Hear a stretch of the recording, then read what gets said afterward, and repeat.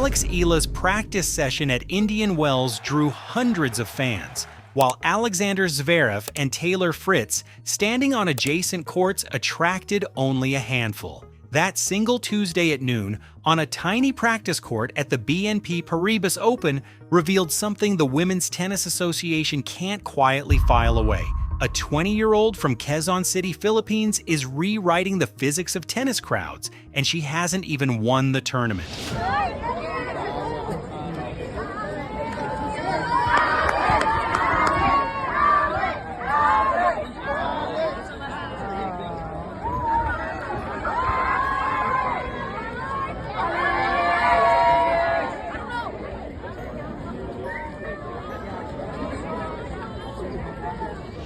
This isn't hype. This is logistics failing in real time. At the 2026 Australian Open, Melbourne Park set an all-time single-day attendance record, 68,687 fans on the first Monday of the tournament.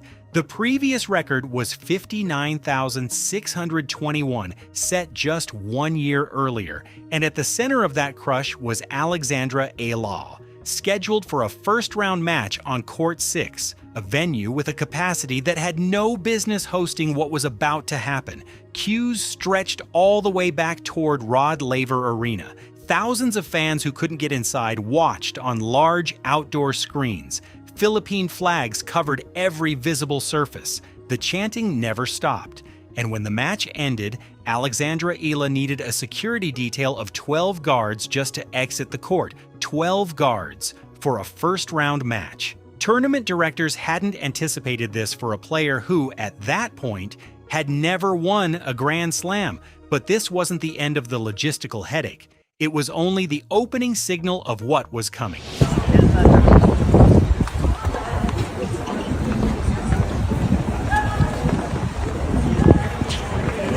Back at Indian Wells in March 2026, the contrast became impossible to ignore. On one side of the practice facility, Alexander Zverev, a Grand Slam finalist, a former world number 2, one of the most recognized names in men's tennis. On another court, Taylor Fritz, the 2022 Indian Wells champion, playing in front of his home crowd in Southern California. Both men drew what observers described as quote _0_ on the tiny practice court in between. Hundreds of spectators packed to capacity watching Alexandra Eala warm up for a tournament she wasn't seeded to win. Tournament directors in Dubai, Doha, and at Melbourne Park have compared this to Manny Pacquiao at his peak, and that comparison isn't really about tennis, it's about national identity. When Pacquiao fought, the Philippines stopped. Businesses closed, streets emptied. Eala's matches are producing that same cultural gravity, now playing out inside the white lines of a WTA hard court event. And that's when things started to shift, because the WTA's actual response to all of this is not what the digital panic narrative wants you to believe. Water bottle car. Where are you guys from? Huh? Where are you from? LA. Okay, so your name, nice little 2-hour drive. What's your name, man? Andrew. Last name? Rivera. Rivera. So you came all the way here. Are you going to get to watch your matches? Or? I've been coming to this tournament for 10 years. Oh, wow. So now you have someone to cheer We for. finally have a Filipino out here. Awesome. You Awesome. get a Layla selfie also?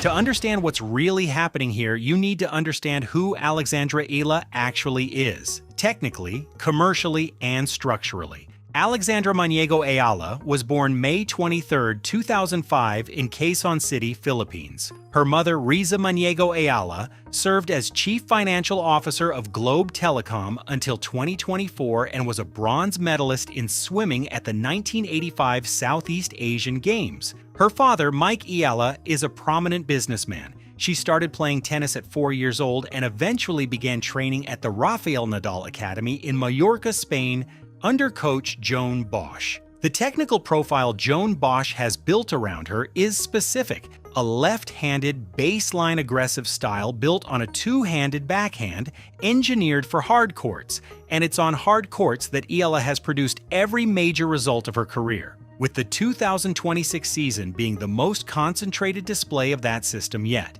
As of March 16, 2026, Alexandra Eala holds a WTA ranking of number 29, the first Filipino in the history of the WTA to break into the top 30. Her career prize money stands at $1,745,329. Her 2026 win rate entering Indian Wells was 62.5%. These aren't the numbers of a novelty act. These are the numbers of a player forcing her way into the conversation at every premier event on the calendar. But there's one match that tells the deeper story. On February 4th, 2026, Alexandra Eala walked onto a packed stadium court in Abu Dhabi, trailing 4-0 in the deciding third set against Alexandra Sasnovich. At 4-0 down in a third set, the statistical odds of a comeback are nearly zero. The crowd, which had sold the stadium out, was not quiet. It was the exact opposite, and something in that moment, in that specific noise, produced what tournament director Nigel Gupta later called quote 1 and quote 2 Eala won the match. She clawed back the set, she won the tiebreak, and the detail that doesn't appear in the highlight clips is this: the crowd's response to a comeback from 4-0 down in Abu Dhabi in a round of 16 match hit with the same intensity that WTA finals matches have historically produced. Nigel Gupta didn't describe a fan problem, he described an atmosphere. 3 weeks later in Dubai, Eala defeated world number 8 Jasmine Paolini 6-1, 7-6. Then world number 32 Sorana Cirstea. Then in the quarterfinals, she fell to world number 4 Coco Gauff. After that match, Gauff, the reigning US Open champion, one of the most commercially visible players in women's tennis, made a statement that's received far less attention than the crowd footage. Gauff said it was bringing a new demographic to the sport, not exciting to watch, not a great competitor, a new demographic. Gauff identified something structural, not emotional, and the institutional response to Eala's rise reflects exactly that, because what the panic narrative misses entirely is what the verified financial data actually shows. Here's the biggest contradiction in this whole story, and it connects directly back to that practice court in Indian Wells. The WTA isn't panicking. The WTA is posting the best numbers in the history of the organization.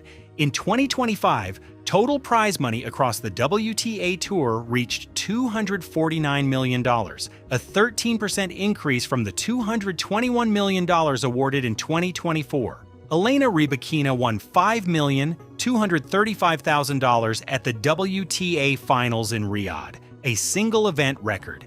And that Indian Wells tournament, where hundreds of fans packed a tiny court to watch Eala practice while Zverev and Fritz stood essentially alone, it drew 527,626 total attendees, an all-time record for Indian Wells. On top of that, beginning January 1st, 2026, the WTA rebranded under the most significant commercial partnership in women's sports history, the Quote 7, a multi-year deal in which Mercedes-Benz became the premier partner and exclusive automobile partner of the tour, with the Mercedes star appearing on net posts at approximately 30 tournaments in 2026. That is not the financial picture of an institution in panic. That's the picture of an institution in a logistical adjustment period, scrambling to recalibrate court assignments and security protocols for a mid-ranked player, generating crowds that were previously reserved for Grand Slam finals. But here's where it gets more complicated,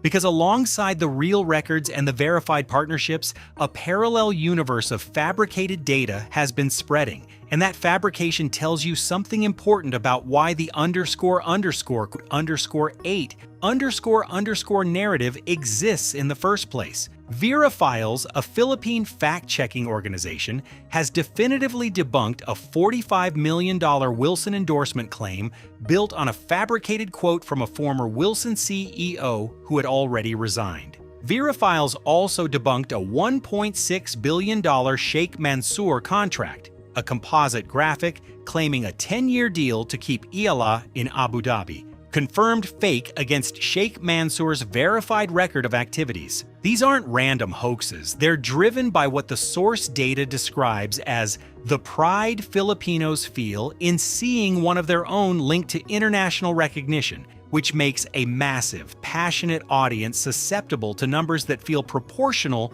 to what they're witnessing in the stands. And what they're witnessing is real. Umpire Kader Nooni has had to repeatedly intervene at his matches, telling crowds, quote, 10, quote unquote, 11, quote, fans have been documented cheering the unforced errors of opponents like Clara Tauson. The behavior has been called, quote, 12, quote, 13, and quote, 14 by some observers. Novak Djokovic called it a, quote, underscore 15. Quote, the WTA's own response has been to lean into the energy. Hawk Vision technology was introduced. The Behind the Curtain content series was expanded. WTA Ventures revenue increased 24% in its first year of operation. WTA Finals viewership rose 160% year-on-year, driven in part by the return to the Chinese broadcast market through Tencent, Youku, and CCTV. And the Dubai Duty-Free Tennis Stadium is currently being redeveloped to expand center court capacity to 7,500 seats. 7,500 seats expanded specifically because the existing infrastructure can no longer contain what's happening. As of March 2026, Alexandra Eala sits at WTA number 29, with a clay court debut at the Linz Open in April ahead of her. Her entry into the top 30 means she'll now be seated at Grand Slam events, which makes the Court 6 bottleneck at Melbourne Park structurally impossible to repeat. Tournament directors will have no choice but to put Eala on the biggest courts available, which brings us to the only question that actually matters right now.